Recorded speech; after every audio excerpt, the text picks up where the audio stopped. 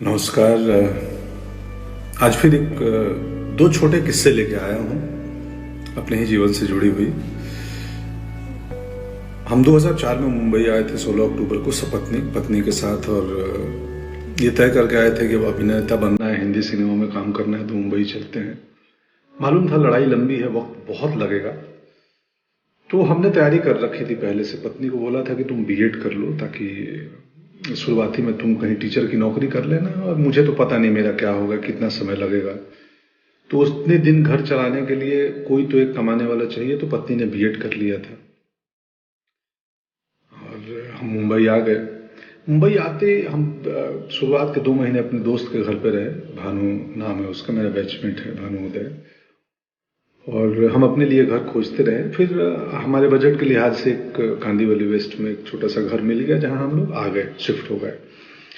2 महीने बाद फिर शुरू हुई बात नौकरी, पत्नी की नौकरी खोजनी है। तो क्लासिफाइड अखबारों में आते हैं ना, सो उसमें खोजते थे हम लोग टीचर्स की वैकेंसी कहाँ है, और पढ़ते थे। अब हमें करना उस इलाके में जहां हम रह रहे हैं, कांदीवली, मलाड, अंधेरी। अब टाउन में नहीं जा सकते या दूर, तो निकले नहीं, कहीं वैकेंसी मिलती नहीं थी। तो हमने बोला, बायोडाटा मेरी पत्नी बना के रखी थी, तो मैं बोला यार एक काम करो, तुम बायोडाटा बना ली हो तो जितने अंधेरी मलाड के स्कूल्स हैं ना हमारे आसपास, जहां हम चाहते हैं, कन्वीनियंट है, वहां चल के हम बायोडाटा दे आते हैं। वो बोली ऐसे कैसे दे दोगे, वैकेंसी निकली नहीं है और कैसे ऐसे दे दोगे, कोलकाता से आई हैं तो दरबार जाने नहीं देंगे, या मतलब क्या कहेंगे लोग, वैकेंसी है नहीं, क्यों आए कौन। बोले क्या हो जाएगा, क्या होगा, ज्यादा से ज्यादा ये तो नहीं बोलेंगे ना कि यू आर अंडर अरेस्ट, आप अंदर आए कैसे, चलिए जी आप गिरफ्तार होते हैं, अब चलिए थाने, तो चलते हैं ना। बोली तुम, मुझे नहीं मालूम, तुम अजीब आदमी हो। मैं बोला अरे प्रयास करने में क्या गया है, होगा होगा, नहीं होगा क्या कर लेंगे, पकड़ लेंगे, जान मार देंगे, चलो। तो गए हम लोग एक मलाड के गोरेगांव के स्कूल में, बड़े स्कूल में, और हमने दरवान पूछा क्या है, गार्डन ने बोला नहीं, रिसेप्शन पे मिलना है, कुछ जानकारी लेनी है, यहाँ लिख दो। चले गए, मैं नहीं गया, वो गई थी, मैं बाहर खड़ा था। रिसेप्शन पे ये बोलना उसको मत बताना बायोडाटा, उसको बोलना कि मुझे रिसेप्शन से कुछ इन्फॉर्मेशन लेनी है। अंदर गई और उन्होंने बोला भाई एक बायोडाटा है, मैं टीचर की नौकरी खोज रही हूँ। तो रिसेप्शन पे जो महिला बैठी थी उन्होंने बोला हमारे पास वैकेंसी तो है नहीं, बट ठीक है आप आई हो तो दे दो, हम एडमिन तक पहुंचा देंगे, अगर उनकी जरूरत हुई तो आपको बुलाएंगे।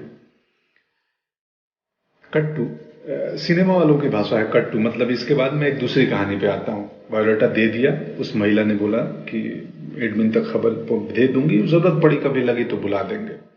आ गई, बोले चलो ठीक है, बस हमने अपना काम कर लिया। दूसरी कहानी मेरी क्या चल रही थी, मैं उस समय हार्ड कॉपी तस्वीरों का वक्त था, तब मेल नहीं आए थे कि हम मेल कर दे तस्वीरें, या ऑडिशन बात का चीज है, पहले आपकी तस्वीर पसंद आनी चाहिए तब ऑडिशन के लिए बुलाते थे। और तब कास्टिंग डायरेक्टर्स भी नहीं आए थे। अभी जो बहुत सारी कंपनियां हैं, बहुत सारे लोग हैं, करते हैं और अच्छा काम कर रहे हैं। तो हम जाके, उस वक्त कास्टिंग डायरेक्टर नहीं होते थे, तो डायरेक्टर का कोई एसोसिएट डायरेक्टर या असिस्टेंट या प्रोडक्शन के लोग भी कास्टिंग कर लेते थे। और तब कास्टिंग मतलब बहुत छोटे छोटे रोल्स में नए एक्टर को लिया जाता था, और जो भी एक सेट पैटर्न था, ये हीरो, ये हीरोइन, ये विलेन, वकील, तो इंस्पेक्टर भी सेट थे। तो 2004-5 की बात है ये।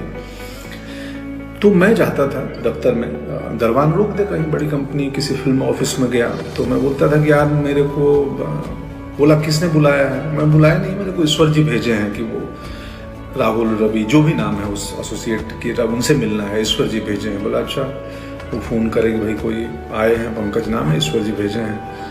तो बोले अच्छा कौन, भेज दो मिलता हूँ, देखता हूँ कौन। या अंदर पहुंच जाए, छोटा दफ्तर हो, रिसेप्शन तक पहुंच गया सीधे, तो फ्रंट डेस्क पे जो भी रिसेप्शन पे महिला बैठी हैं, जी हाँ क्या, मैं बोला वो एसोसिएट डायरेक्टर से मिलना है। तो किसने भेजा है आपको, कैसे आए हो, क्या है रेफरेंस।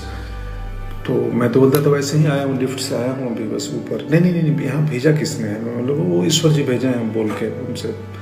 ईश्वर जी, बोले हाँ बता दो ना उनको, वो जानते हैं। तो ईश्वर जी भेजे हैं, कोई पंकज आया है कास्टिंग वाले, चलो बात। तो या तो कास्टिंग वाले निकल के आए या मुझे अंदर तक भेज दी जाए। मेरे पास कास्टिंग वाले आए, बोले हाँ जी बोलिए बताइए आप। तो मैं बोला जी मैं एक्टर हूँ और ये मेरी तस्वीर है, मुझे पता चला आप कास्टिंग कर रहे हो। तो बोला ये बट ईश्वर जी कौन ईश्वर जी भेजे हैं प्रोडक्शन में या कुछ कॉस्ट्यूम या किस डिपार्टमेंट, कौन से ईश्वर जी? मैं हंस देता था, बोलता था वो ईश्वर जी जो उधर बैठे हैं, जो सबको भेजे हैं दुनिया में। तो कई लोग हंस देते थे, ये 2-4 बार ही हुआ, अक्सर नहीं हुआ ये किस्सा। कई लोग हंस देते थे और बोलते थे यार बढ़िया सेंस ऑफ ह्यूमर है या बढ़िया अप्रोच है तुम्हारा, लाओ तस्वीर दो, कहाँ से एक्टिंग सीखे हो, क्या किए हो। एक आध नाराज भी हो जाते थे। 2-4 बार किया था ये। मुझे मेरे दोस्त आज ही फोन आया था दिन में, हेमंत का, तो उन्होंने बताया कि यार तुम याद है तेरे को तो ईश्वर जी बोल के कहीं घुस जाते थे कि ईश्वर जी भेजे हैं। तो याद आया। और हम एक्टर्स को कैसे पता चलती थी कि कास्टिंग कहाँ हो रही है? एक इन्फिनिटी मॉल है अंधेरी में, वहाँ पे बहुत सारे एक्टर्स शाम को बैठते थे और वहाँ इन्फॉर्मेशन एक दूसरे को दी जाती थी। हम इतने वहाँ इकट्ठे होने लगे कि बाद में मॉल के जो सिक्योरिटी मैनेजमेंट, सिक्योरिटी वालों ने हमें खदेड़ दिया कि तुम लोग चले जाओ, यहाँ भीड़ नहीं चाहिए। उसमें पूरे हिंदुस्तान के गांव खेड़े से, छोटी जगहों से आए हुए हमारी तरह एक्ट्रेस थे, बहुत सारे।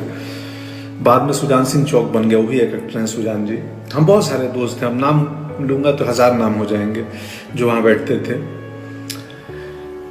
पत्नी की कहानी पे बायोडाटा देके चली आई, एडमिन जाएगा। दूसरे दिन कॉल आया कि जी आप आइए, एक इंटरव्यू के लिए प्रिंसिपल ने कॉल किया है। वो गई, इंटरव्यू दी, उनकी नौकरी हो गई,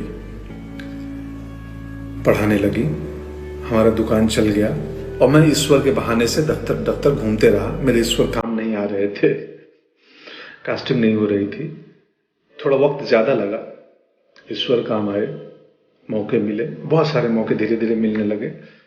गैंग्स ऑफ वासेपुर पहला मौका था जिसमें मुकेश ने, तब तक कास्टिंग डायरेक्टर आ चुके थे और तब तक वो पैटर्न खत्म हो गया था कि किसी भी बहाने एसोसिएट या असिस्टेंट तक घुस के अपनी तस्वीर दे दो या इंट्रो दे दो कि जी मैं एक्टर हूँ। तब तक प्रोफेशनल माहौल बनने लगा था। गैंग्स ऑफ वासेपुर में मुकेश कास्टिंग, उसके पहले अभिमन्यु रे थे यशराज में, वो कास्टिंग कर रहे थे। तो कास्टिंग डायरेक्टर्स का चलन हो गया था। हनी भाई आ गए थे, जोगी भाई आ गए थे, ये सब कास्टिंग डायरेक्टर्स हैं। बाद में अभिषेक की कंपनी आई। सो बहुत सारी अभी कंपनियां हैं कास्टिंग की काम करती हैं बॉम्बे में। सो पत्नी की नौकरी लग गई और मेरे ईश्वर कुछ सालों बाद काम आए और जब प्रोफेशनल हुआ माहौल तो हमें काम मिलने लगे। और बाद के दिनों में अब तो इतने ज्यादा काम मिलने लगे कि घर पे किसी एक को रहना जरूरी है, मेरे और पत्नी में से। तो पत्नी को स्कूल की नौकरी कुछ साल पहले छोड़नी पड़ी और अब वो घर चलाती हैं, मुझे मैनेज करती हैं, हमारे बाकी बिजनेस को मैनेज करती हैं। ये है किस्सा।